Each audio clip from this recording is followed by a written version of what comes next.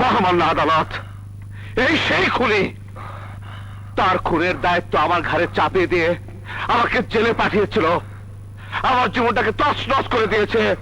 ওর বিচার করুন মহামান্য আদালত, ওর বিচার করুন। আর আপনি যদি বিচার না করেন তাহলে সত্যকে আমি খুন করে আমি আবার জেলে যাব। মহামান্য আদালত, আমি আবার জেলে যাব। আদালত কি নাট্যশালা যে যখন তখন যার তার নাটক মঞ্চস্থ হবে? আমি পুলিশকে আদেশ করছি ওদের দুজনকে গ্রেপ্তার করা হোক।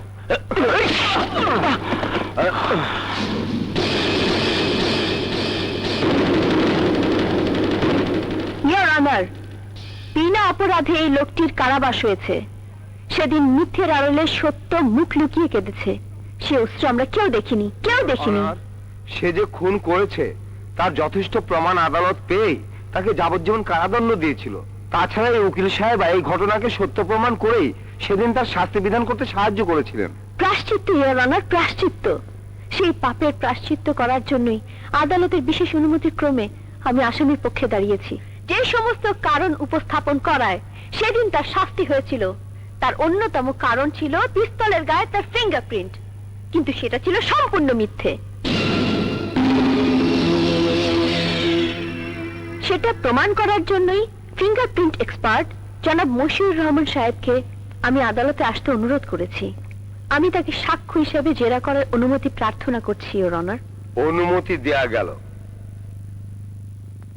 সেদিন যে ফিঙ্গারপ্রিন্ট রিপোর্ট আপনি দিয়েছিলেন সেটা কি সত্যি ছিল? না, মিথ্যে। মিশা সদাগর সেদিন আমার সন্তানকে জিম্মি করে এই মিথ্যে রিপোর্ট লিখিয়েছিলেন। ফিঙ্গারপ্রিন্টের রিপোর্ট যদি বিরুর বিরুদ্ধে না দেয় তাইলে তোর সন্তানের লাশ আমি তোর উপহার দিব। পরিষ্কার? Thank you. মিথ্যে কথা, স্যার মিথ্যে কথা ইওর অনার। আমার মতো আর 10টা ভালো মানুষ এই দেশে থাকলে দেশটা সত্যি সোনার বাংলা হয়ে যেত। মিশা সওদাগর, আপনি কি এখনো বলতে চান মোল্লা সাহেবের মেয়ের স্বামীকে হত্যা করার জন্য গাড়িতে বোমা নিক্ষেপ করেননি? বোমা? আরে বোমা বাজার তো সব ধরা পড়ছে, আর এগুলোকে ধরতে আমাদের মতো দেশপ্রেমিক জনসাধারণরাই তো সহযোগিতা করছে। আমি বোমা মারতে যাবো কোন দুঃখে?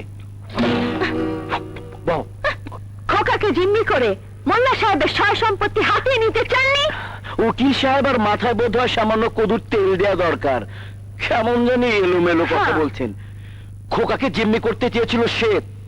এই জেল পড়াতো সন্ত্রাসীর কাছ থেকে খোকাকে বাঁচানোর জন্যই আমার কাছে নিয়ে গিয়েছিলাম। আচ্ছা, কথাই কইছেন। জজ সাহেব, আমি কি এই বাক্সটার মধ্যে ঢুইকা দুইটা কথা কইবার পারুম? কে তুমি?